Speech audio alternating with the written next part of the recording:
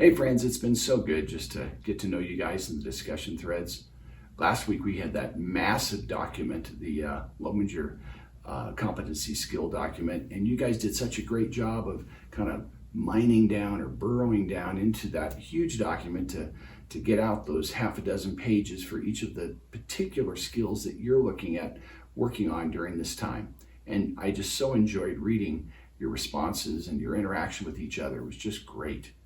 The previous week, of course, we listened to Dr. Henry Nouwen and just his raw and authentic comments about brokenness. And I don't know about you, but it just really affects me, and I just love hearing him talk.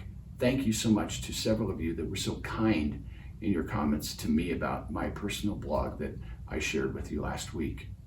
Well, this week we again pivot away from those competency skills, and specifically it's a little more inspirational.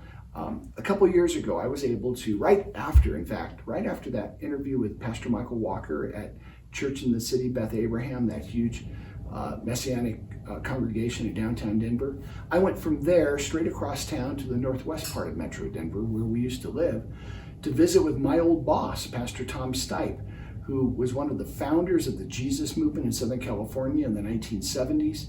He actually helped start Maranatha music, and much of the early contemporary Christian music that we know of today was really, he was one of the pioneers in it.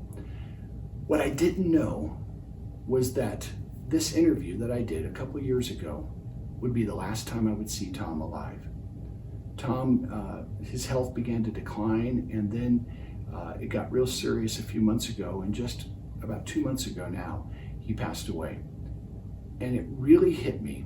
What hit me was that, we need to remember that the Holy Spirit didn't start God's work on earth with me and with you.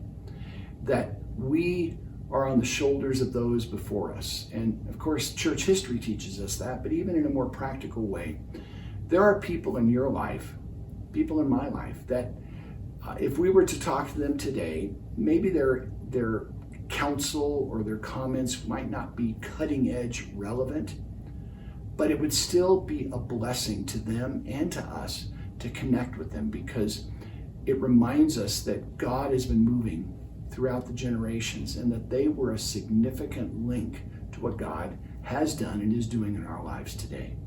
So as you watch this, be encouraged by it and respond to the discussion question, but at the same time, knowing that this was the last time I was with my friend, and I did not know that was going to be the case. Maybe God's going to stir you to reach out to somebody that you should from your past, somebody that God has used in your life in a significant way. So I'll see you guys in the discussion threads.